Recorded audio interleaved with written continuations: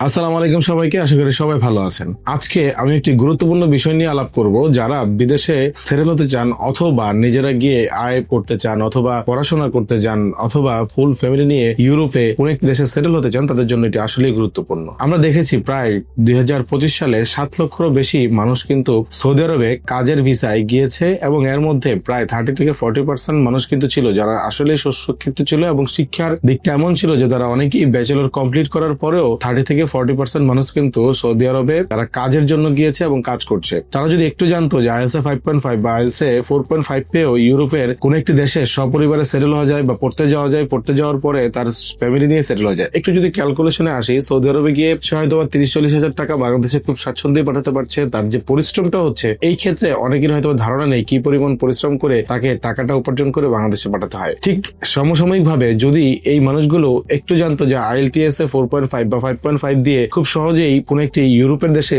Settle হওয়া যায়, পড়ালেখা করা যায় এবং তার পুরো ইউরোপ জার্নিটা সহজ করা যায়, তাহলেই কিন্তু হয়তোবা সে খুব সহজেই ইউরোপের একটি পড়াশোনা করতে যাওয়ার জন্য একটি ভিসা নিয়ে গিয়ে 1 বছরের মাস্টার্স প্রোগ্রামটি কমপ্লিট করে সপরিবারে পরের বছর বা 2 থেকে 3 বছরের মধ্যে সেখানে সেটেল হতে পারে। এছাড়াও যেখানে 30 থেকে 40 হাজার টাকা সৌদি আরবে গিয়ে আপনি ইনকাম করছেন, এর চেয়েও বেশি কিন্তু সহজ যে আপনি ইউরোপে তার থেকেও কম পরিশ্রম করে আপনি কিন্তু খুব সহজেই প্রায় 1.5 থেকে 2 লাখ টাকা পর্যন্ত ইনকাম করার সুযোগ থাকে। এছাড়াও পড়াশোনা করতে গেলেও কিন্তু 20 ঘন্টা করে ইউরোপে পার্ট টাইম জব করার যেমন সুযোগ দেয়, যে জবের ভ্যালু কিন্তু 6 থেকে 700 ইউরো অনায়াসে যে কোনো দেশেই আপনি ইনকাম করতে পারেন। অনেকের প্রশ্ন হতে পারে কোন দেশটি আসলে আপনার বেছে নেওয়া উচিত ছিল বা বেছে নেওয়া উচিত যারা এই ভিসাগুলোতে যেতে চান। ইউরোপের কোন দেশে আইএলটিএস 4.5 পেয়ে যাওয়া যায়, এটা কিন্তু এখন অনেকেরই প্রশ্ন। আসলে আপনিও তাহলে হয়তো বা খুব সহজেই আইএলটিএস পরীক্ষাটা দিয়ে ইউরোপের সেই দেশটিতে যেতেন। সাইপ্রাস এমন একটি দেশ যেখানে আইএলটিএস 4.5 দিয়েও কিন্তু খুব সহজেই অ্যাডমিশন নেওয়া যায় এবং আপনারা জানেন প্রায় অলমোস্ট ভিসা কিন্তু 99% বিভিন্ন বিশ্ববিদ্যালয়গুলোতে আপনি পড়তে যেতে চাইলেই।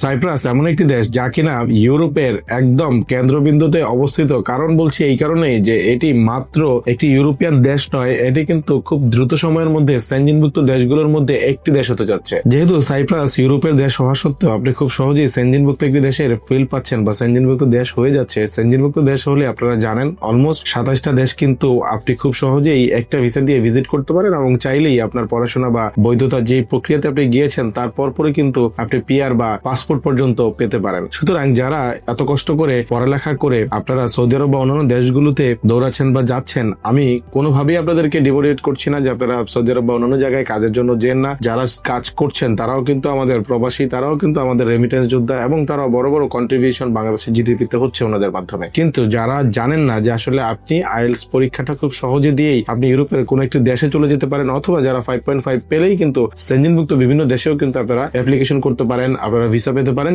এবং আপনারা যেই টাকাগুলো খরচ করে অন্যান্য দেশে কাজের জন্য যাচ্ছেন তার থেকেও কম খরচ বা অনেক সময় সমসাময়িক খরচ করেই সেই দেশগুলোতে কিন্তু খুব সহজে ভিসা পাবেন। সেই সকল প্রক্রিয়া জানতে আপনারা চাইলেই আমার এই ভিডিওর নিচে একটা কমেন্ট করতে পারেন কোন দেশগুলো আপনার জন্য ভালো। তো অবশ্যই আমি চেষ্টা করবো আপনাদেরকে সহযোগিতা করার। ধন্যবাদ সবাই।